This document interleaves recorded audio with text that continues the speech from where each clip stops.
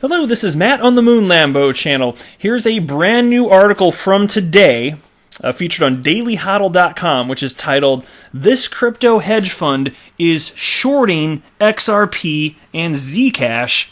Here's Why." And it goes back to a piece that I did talk about previously. It came out from Forbes. There are actually a couple pieces from Forbes recently. This is the one, not from the other day, but I think a week ago. Here, I pulled it up here. February 5th, so almost a week. And it was about these guys from, what was the name of the firm? Multicoin Capital here. Just a couple of really anti-Ripple, anti-XRP guys. And it's as if they've done minimal analysis on Ripple and the XRP ecosystem, developed opinions without seeking out the counterpoint to the opinions that they hold, which means they didn't finish a thought process, essentially. But they have these firm opinions, and it's impacting how they're investing money. Doesn't sound like that might end well. Now, you might think that, but the interesting thing about crypto is, if you know anything about it historically anyway, the altcoin portion of the crypto asset class, it moves in tandem with itself. I mean, technically it all moves with Bitcoin, but there are there's these back and forth wobbles where there's more Bitcoin dominance than more altcoin dominance, and so ultimately it's all moving together. So if you play long enough, I call it play. We're talking about investing real money, but if you invest real money, hold long enough, if history keeps repeating itself, then you're going to be fine, in theory. Now, I'm not offering financial advice, no financial background here. I'm just sharing with you the fact that these guys are, I mentioned this when I talked about it the other day, they're being presented as just like complete sorcerers, and how they've turned all this profit here, and it's just like, are you sure about that, shorting XRP? Let me just dig into the article. Actually, before we do, if you would please delicately tap that like button, and if you're a fan of Ripple and XRP, go ahead and subscribe to the Moon Lambo channel, which I guarantee you is the Moon Lamboist channel on all of the YouTubes.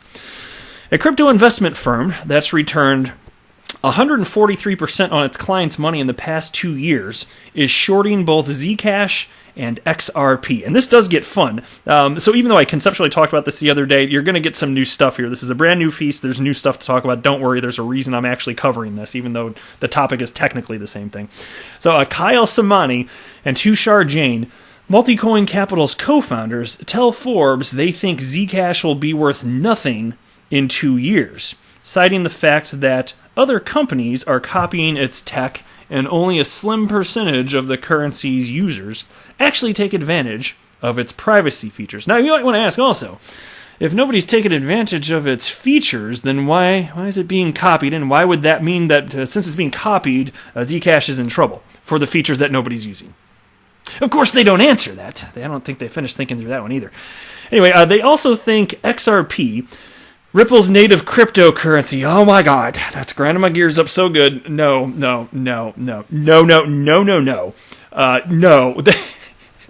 Ripple's native cryptocurrency. Right, don't forget Ripple is the parent company of XRP. Another stupid thing that crypto media writes. Anyways, right, XRP is too volatile for banks and large financial institutions to use, which they say limits its utility. Okay, so right there, they already don't understand that banks don't have to hold XRP. So what entities are exposed to the volatility? Well, those would be cryptocurrency exchanges. Those are the pools of liquidity. Part of their business model is to make money on the buying and selling. And so by nature, if they're going to hold cryptocurrencies as a result of this to sell at market rate to their customers, they have to be okay with having that exposure. Banks do not. But they don't know that here. And they're and although they believe Ripple's payment messaging system beats the status quo, they say there is no incentive for companies to move money using XRP. Yeah, tell that to Alex Holmes, MoneyGram CEO. Tell that to Goland. Tell that to Flash FX. There are over 24 entities utilizing unmanned liquidity that say you're wrong. So I'll tell you what. I want to know what you know at Multicoin Capital. You Kyle Samani and Tushar Jain. What do you know about how terrible on-demand liquidity is that actual on-demand liquidity customers are unaware of? Please, let's lay it all out there. And then the piece continues. They've been consistent in this view. Samani penned a column in 2017 arguing the bear case for XRP. Now take a look at this. This is fun. XRP has two use cases: to pay fees on the Ripple network and as a bridge currency for value transfers between any two institutions that don't have a trusted relationship. Okay, two use cases to pay fees. You're talking about the burning of XRPs, which is really XRP, which is with each transaction, which is really just to prevent DDoS attacks, denial of service attacks. But that's it. So if you're counting two use cases there, okay. What about XRP Tipbot? Well, there's one. What about Coil? Well, there's another right there. Look, cryptocurrencies can be used for all sorts of different things, and as it turns out, there are multiple developers building on top of the XRP ledger, utilizing XRP for multiple use cases, but individual unaware, gets completely oblivious. And then he continues here. However, its native token, XRP, is simply not necessary for the network to function. Well, it is if you want untapped liquidity. Like, what are you talking about here? If you're talking about the messaging portion, which is separate from the settlement layer, okay, yeah, the messaging portion doesn't need XRP, but if you want to settle instantly, yes. But see, again, these people have these opinions, and I don't know that they understand the difference between this. They just have these deeply held opinions, but they're not curious about the counter viewpoint and as the what might be true or not true, and what I am currently aware of within the XRP ecosystem. Like, they're not asking fundamental questions like that. And then he goes on here. The Ripple network is superior as payment rail system relative to the legacy financial infrastructure. However, it just doesn't make sense that rational financial institutions will voluntarily use XRP as a reserve currency to settle transactions, because XRP will always be, by definition, less liquid than a global reserve such as Bitcoin. Okay, so conceptually there, so Bitcoin should then be used, right? Well, technically, developers could build on top of the Bitcoin blockchain and use that instead of XRP, so you might want to ask at this point, Tushar, why aren't they? Because Bitcoin is technologically inferior to XRP. It is slow. It's very costly to conduct these transactions. So no, I don't care if Bitcoin's more liquid than XRP today. A whole ecosystem's getting built out here. And as liquidity increases, more corridors are coming online. So, I'm sorry, like, if you can't see the big picture just because it's early days, look, some people just aren't as visionary in their thinking as others, but okay, we're seeing real-world adoption here. Then the piece continues. Ripple says it's working to create an ecosystem where financial institutions can rely on XRP to move money across borders instantly without having to pool money in separate bank accounts around the world. The company's partner MoneyGram is the biggest user of its XRP-based liquidity solution and relies on it to move 10% of its daily U.S. to Mexico volume. Samani and Jane are bullish on Bitcoin and Binance Coin and say they're working to avoid tribalism in the crypto sphere. Could that be true? Are they?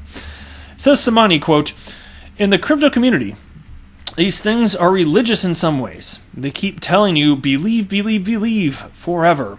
We never take it for granted that what's being said is accurate." Now, what's fascinating here is, if they're going to hold this position that it makes sense to short XRP, well, a couple of things could happen here. Now, given that it seems that altcoins are gaining in dominance versus Bitcoin, it might be unwise to assume that XRP won't do well in 2020. And by the way, again, not financial advice, no financial background here. It might be unwise if you look at history. But it's also true that when's XRP going to move up? Because look, in 2017, XRP moved sideways for over half a year, while it seemed like pretty much every other cryptocurrency on the planet was moving parabolically, had all these runs, and then XRP was late to the party, but then, bam, when it happened, it was massive. And so, could that type of move happen in 2020? Maybe, but maybe it'll be the case that for 2019, maybe, that many other altcoins do well in XRP. I'm not predicting this, by the way. I'm just saying, I'm playing what-if scenarios here. Maybe it could be the case that a bunch of other altcoins within the asset class do well, and maybe next year, because again, XRP, it has leg behind historically, and then it has these big runs. Maybe that would happen too, so I don't know. But they're really, they're taking a risky position here and having the stance that it's just Zcash, isn't that what he said? Isn't that what I covered earlier? Zcash and XRP, those are the ones that, Zcash and XRP, those are the ones that it makes sense to short, but not the rest of them, even though altcoins all move in tandem. To me, that doesn't make sense. Now take a look at this tweet from Ashish Burla. Let me share with you, he was a retweet though, he wrote something on his own, but let me read with you what he retweeted first. This is from Peter McCormick. And Peter wrote, "Sobering reality check. Having spent the day at the border, Bitcoin is helping in a few niche cases, but the problems require bigger solutions. I saw no evidence or use of the following: Dash, Bitcoin Cash, Bitcoin SV, Ethereum, Ripple, of course they mean XRP, but he wrote Ripple, Tron, Potato Coin. Now, I don't know what Potato Coin is. That sounds hilarious. I'm assuming that's a real thing. I should Google that. Not in this video, though. And then he writes, the only crypto people care about here is Bitcoin. Okay, so Ashish Burla, he is a Ripple employee, one of Ripple's original employees. He's a senior vice president there. So he saw that and he retweeted it and wrote the following. Last week, 7.5% of United States dollars to Mexico, the Mexican peso, remittances went through XRP. But okay. I'll tell you what, man, you can't be entitled to your own set of facts, and Ashish is nailing it there. Real world utility.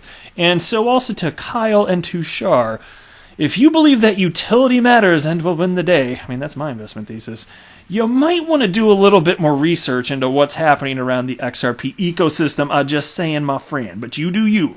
You do you, girl. All right, that's it for this video, though. I am not a financial advisor. Do not buy or sell anything because of anything that I say or write. That would be a very, very, very bad idea. Until next time, to the moon, Lambo!